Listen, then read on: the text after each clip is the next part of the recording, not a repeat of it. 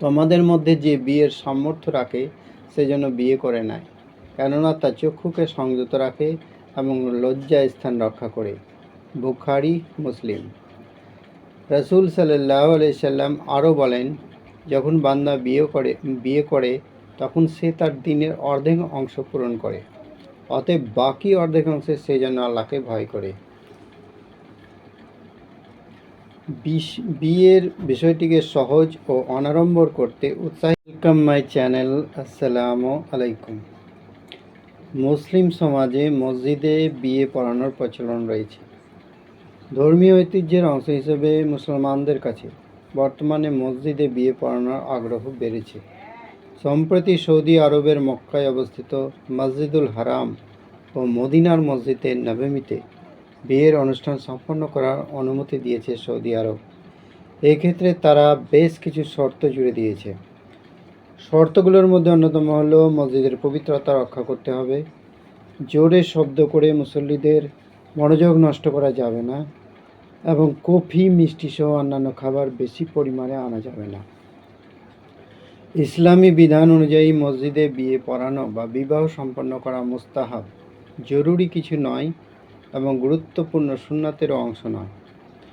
তবে হাদিসে মসজিদে বিয়ের বিষয়টির প্রমাণ পাওয়া যায়।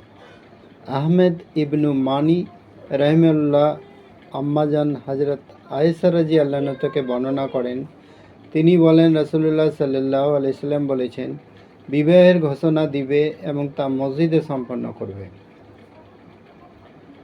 ইবনু মাজাহ, তিরমিজি। মসজিদে বিয়ে সম্পন্ন করার বিষয়ে আলেমরা বলেন, ইসলামের প্রাথমিক যুগ মহানবী সাল্লাল্লাহু আলাইহি ওয়াসাল্লামের মাদানী জীবন মদিনায় বসবাসের 10 বছর সময়কাল, 4 খলিফা ও সাহাবীদের জীবনকালে মুসলমানরা নামাজ ইবাদত ছাড়াও মসজিদে যেতেন, মসজিদের পবিত্রতা রক্ষা করে সেখানে খাবার খাওয়া, ধর্মীয় আলোচনা করতেন। মসজিদ ভিত্তিক সমাজ ব্যবস্থার বাস্তব চিত্র ছিল তৎকালীন সময়ে। আলেমদের মতে মসজিদে বিয়ে সম্পন্ন করার বিষয়টি ইতিবাচক, তবে এক্ষেত্রে মসজিদের পবিত্রতা রক্ষার প্রতি সর্বোচ্চ গুরুত্ব দিতে হবে। সভ্য পৃথিবীর জন্য পবিত্র ও বৈধ পন্থায় বিবাহ বন্ধনের গুরুত্ব অপরিসীম।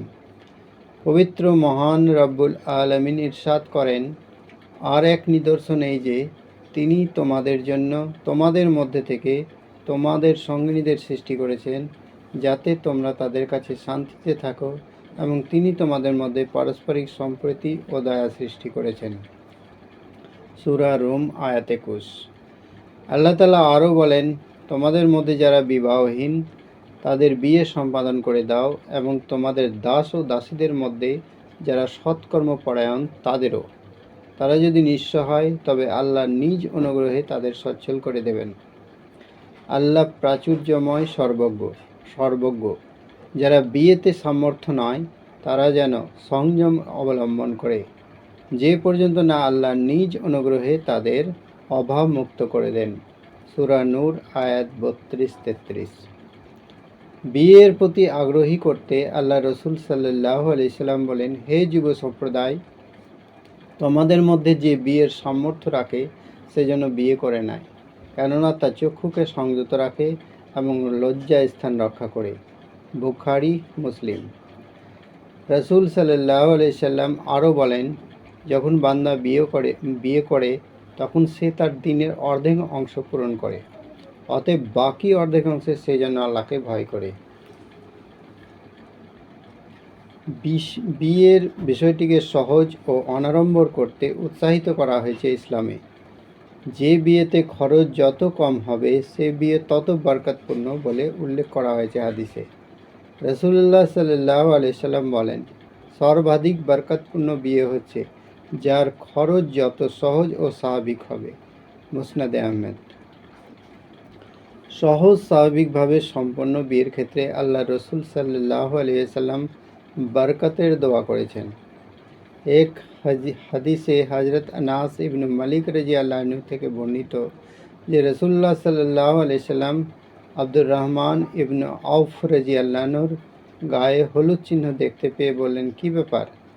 তিনি বললেন, খেজুর বিচির পরিমাণ সোনার মোহরের বিনিময়ে আমি এক মহিলাকে বিয়ে করেছি।